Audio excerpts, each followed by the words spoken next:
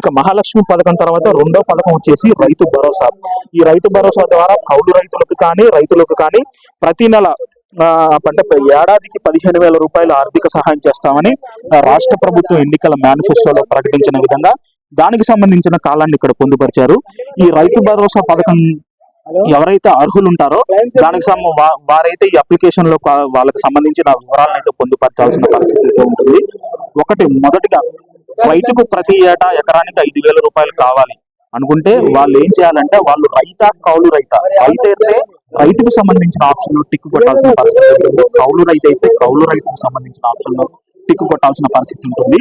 దానికి సంబంధించి పట్టాదారు పాస్ పుస్తకం నెంబర్ అవసరం ఉంటుంది. అంటే రెవెన్యూ రికార్డుల ద్వారా మనకి పట్టాదారు పాస్ పుస్తకం అనేది రాష్ట్ర వ్యాప్తంగా అందుబాటులో ఉన్న విషయం, ఇది అందరికీ తెలిసిందే. ఆ పట్టాదారు పాస్ పుస్తకం నెంబర్ ని ఇక్కడ ఎంటర్ చేయాల్సిన పరిస్థితి అయితే ఉంటుంది. దానికి సంబంధించిన వివరాలను ఇక్కడ పొందుపరచాల్సి ఉంటుంది.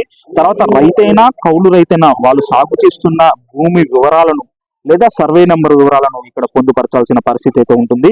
తర్వాత ఇది రైతులకు వర్తిస్తే ఇది వ్యవసాయ కూలీలకి, రెండో ఆప్షన్ అనేది వ్యవసాయ కూలీలకి వర్తించే అవకాశం ఉంది. వ్యవసాయ కూలీలకు సైతం రాష్ట్ర ప్రభుత్వం ప్రతి ఏటా 12,000 రూపాయల ఆర్థిక సహాయాన్ని చేస్తుందని ఎన్నికల మేనిఫెస్టోలో ప్రకటించిన విషయం తెలిసిందే. దానికి అనుగుణంగా వ్యవసాయ కూలీలు సైతం ఈ అప్లికేషన్ లో అంటే రైతులు కాకుండా రోజువారీ పనులు చేసే వ్యవసాయ కూలీలు సైతం ఈ పథకానికి అర్హులుగా రాష్ట్ర ప్రభుత్వం ఇంతకుముందే ప్రకటించిన విషయం అయితే తెలుసు. ఈ వ్యవసాయ కూలీలు 12,000 రూపాయల ఆర్థిక సహాయం కావాలనుకుంటే దానికి ఎదురుగా ఉన్న గడిలో టిక్కు కొట్టాలి. ఉపాధి హామీ కార్డు నెంబర్ అంటే రాష్ట్ర వ్యాప్తంగా మహాత్మా గాంధీ జాతీయ ఉపాధి హామీ పథకం కింద ఇప్పటికే కార్డులు అర్హులైన పేద ప్రజలకు అందరికీ ప్రభుత్వం జారీ చేసిన పరిస్థితి అయితే తెలిసింది. ఈ ప్రభుత్వం అంటే ఈ పథకాన్ని కూడా, జాతీయ ఉపాధి హామీ పథకాన్ని కూడా గతంలో ఈ కాంగ్రెస్ పార్టీ ప్రకటించిన పరిస్థితి అయితే ఉంది. కాంగ్రెస్ హయాంలోనే ఈ పథకాన్ని రాష్ట్ర వ్యాప్తంగా అమలు చేసిన పరిస్థితి అయితే ఈ సందర్భంగా గుర్తు చేయాల్సిన అవసరం అయితే ఉంది.